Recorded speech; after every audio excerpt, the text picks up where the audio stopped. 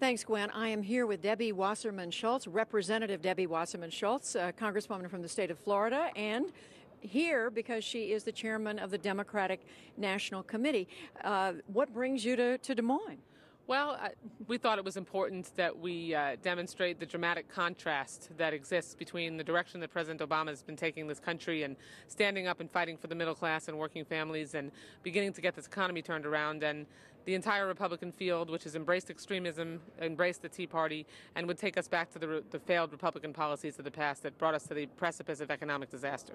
Every one of these Republican candidates has been saying he or she would be a better president than Barack Obama. And they talk about the economy. They talk about the fact that so many Americans feel the country is headed in the wrong direction.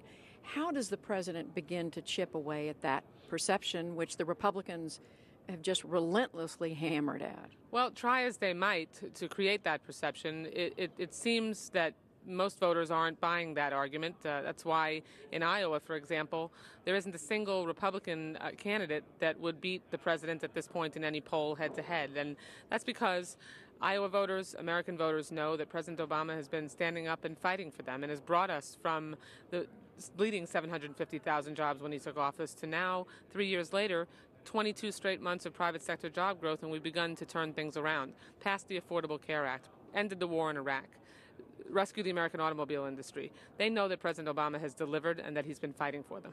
What's your take on these results tonight? We're watching them come in, almost 90% of the vote in, very tightly. At this point, it's practically a tie between Mitt Romney and Rick Santorum, the former senator from Pennsylvania, with Ron Paul close behind. What does that say to you? Well, if you're Mitt Romney, you have to be pretty devastated that someone like him who outspent Rick Santorum 50-1, ended up with so far just a handful more votes than Rick Santorum has at this point.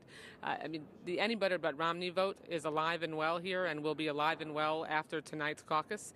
And it's pretty clear, given that they haven't gotten any better turnout, in fact, are likely to have less of a turnout that they did in the caucus even 4 years ago. If there was an enthusiasm or a hunger to go after President Obama, it wasn't reflected in their turnout tonight. At the same time, you've got the three wings, if you were, parts of the Republican Party were not able to agree on a candidate, but there still are some pretty strong feelings. I've been in the state a few days talking to Republicans and independent voters. There's some pretty fierce feelings about the president.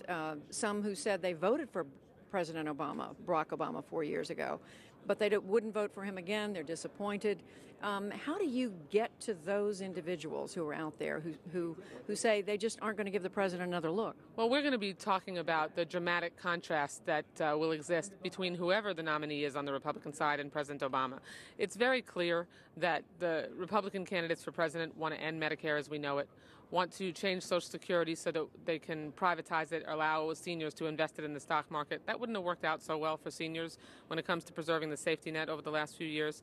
They all want to make sure that we can focus our tax policy on millionaires and billionaires instead of like Barack Obama has for the middle class and working families.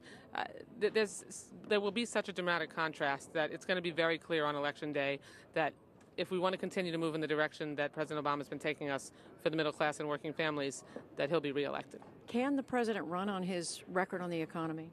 Yeah, I believe he absolutely can, because he took an economy that was on the precipice of disaster because of Republican policies and began to turn things around. Now, we have a long way to go, but we are now no longer declining. We have an unemployment rate that is dropping. We've got steady private sector job growth, and things are beginning to improve. The American people understand that Barack Obama is fighting for everybody to have an opportunity to have a piece of the American dream, for everyone to be able to essentially be treated fairly. The Republicans want to keep the wind at the backs of the wealthiest, most fortunate Americans.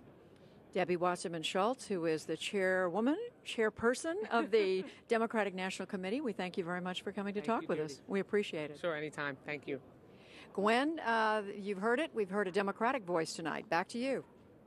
Thank you, Judy. Boy, we're